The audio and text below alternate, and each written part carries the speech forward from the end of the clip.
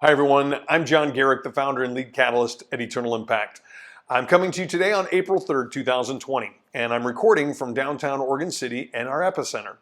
Behind me is our operational offices, and before me is a downtown Oregon City that's quite quiet. Due to the pandemic and the quarantine rules that have been put on us in the state of Oregon, most everything in the downtown area is shut down, and Eternal Impact is deployed some social distancing policies to operate. However, we are operating and quite honestly going strong right now, and with a very busy schedule trying to help others live out the gospel of Jesus Christ, both locally, regionally, and globally. That's been our passion for 23 years, and we will continue to do that. It is our mission, it is our purpose, it is our passion. However, we know that we do need to respond, and I use that word respond differently than react. I know sometimes we have to react to things. Child's in the road, pull them back. Someone's bleeding, stop the bleeding. But when we respond to crisis and challenge like this, we want to be able to step back and take a deep breath. Recognize who God is. Recognize He's faithful, He's good, He's gracious, He's loving. That's the God that we serve. And He's always been the one that we look to for wisdom, for discernment, and for provision. So as we look to His leadership, we begin to respond. What have we learned in this process? Well, we've learned, first of all, some things about Eternal Impact and kind of our position and who we are as a ministry. First of all, we're blessed. We are extremely blessed in so many ways with people that are a part of this team. And this is a ministry people, not a person, John Garrick, with a ministry. And we see that reflected in the way people are loving and caring for each other. We see that in the way you've contacted us and are concerned and want to know, how are things going for the ministry in the midst of this? Anything I can do to help? Thank you for that. So encouraging. But we're also blessed to be in this building in the epicenter. I mean, the timing, I just can't imagine if we were trying to do this 5 months from now. But we're almost done.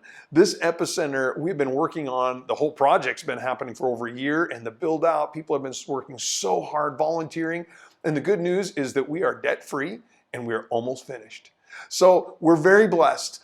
There's guys coming in just an hour to work, and some back there working right now on the AV and the technical stuff to get everything done so we can actually be recording back there in the future. And I'll tell you more about that later. We're going to be giving a tour, video tour next week, and sharing with you what God has done in this place and how He's poised us and positioned us just perfectly so that as the pandemic begins to pass and we are able to start meeting in small groups and then collaborate together for kingdom efforts, man, this facility is going to be phenomenal. So we're very blessed. We're also very agile because we always run on the black. We do not carry a debt for Eternal Impact, and we're small. And quite honestly, incredibly frugal. We try and be great stewards with the resources God has given. And so, yes, we run tight, and it's always month to month, but we're grateful we're able to make payroll, and we are going forward. So we're agile, and we've noticed that. We're also adaptable. I know many of us have had to adapt, haven't we? To talk to our kids, our grandkids, friends, churches. We've had to use this technology. So we're going to continue to do that. And so we've realized that our main response needs to be this, okay? Our response needs to be, first, to finish the epicenter, okay? Finish the epicenter. We're so close, and we're almost done, and we're just going to get that finished up in the next month. Number two, we are going to bridge the digital divide, both here locally as well as globally. We're working closely with our international partners to make sure that those emerging leaders and the consistent leaders that are influencers are hearing from us, and then we're encouraging them. Let me tell you, you think we're dealing with it here in the U.S.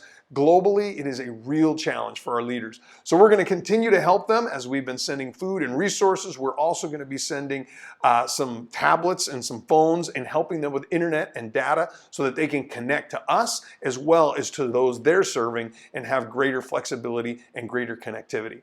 So that is what we're working on, is bridging the digital divide. And so you'll see us doing that by launching YouTube channel. It's already launched, it's coming out, but you'll hear more about it. You've seen us on Facebook, on Instagram, you've seen us on LinkedIn, Twitter.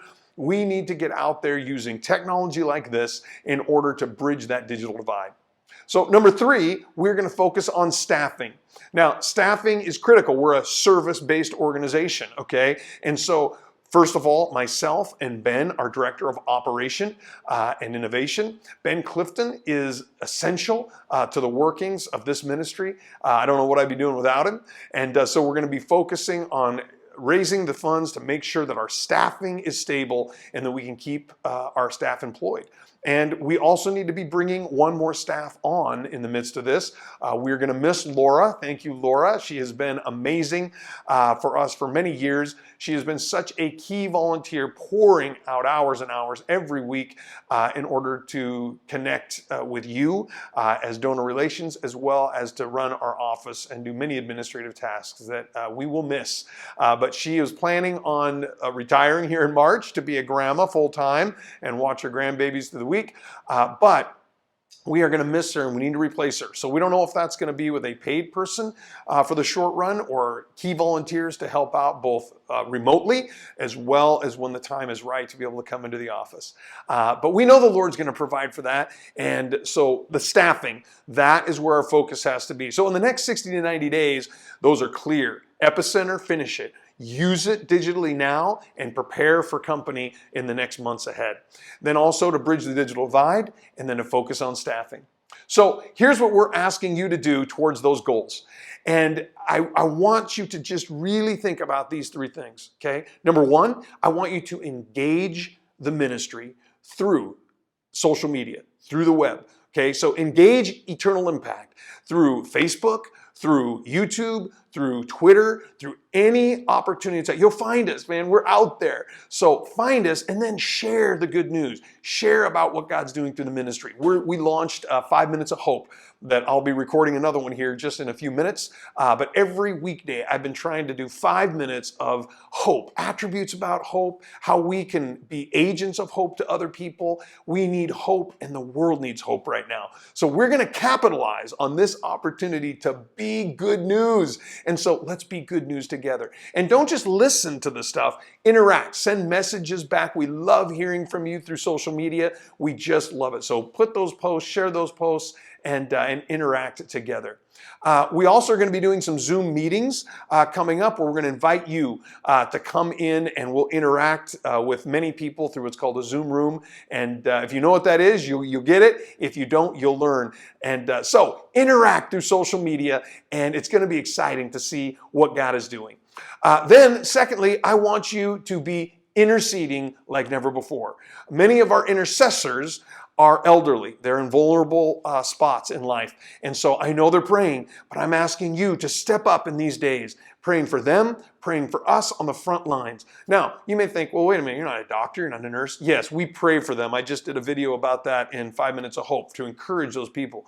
But we're on the front lines for the gospel. And let me tell you, many pastors, I have spent 28 hours in front of screens just since Sunday morning, and this is Thursday morning, and I have spent that much time, talking to pastors and leaders and people that we're serving, some of you that are listening to this, and encouraging them. They need it, and we want to make ourselves available, but we want to ask you to be praying for us as we are helping others live out the gospel and be disciples in very trying times. And then lastly, I need you to continue and begin, for some of you, to support financially. We all know I've been through these storms before, and man, it can be really tough on small Christian ministries like ourselves. So I'm asking you to simply continue as the Lord allows to give those monthly regular gifts. Those are the fuel in the engine. And let me tell you, things are amazing right now. We have a great car. We have great tires. We got good shocks. We're ready. We got a tune-up. We're ready to go. But we got to have fuel. We got to have fuel in the tank. And so I encourage you, continue to give monthly. And some of us need to step up with special gifts. If that is possible right now, and you have the availability to that, and you can steward God's resources in that way, I'd be so grateful. So grateful.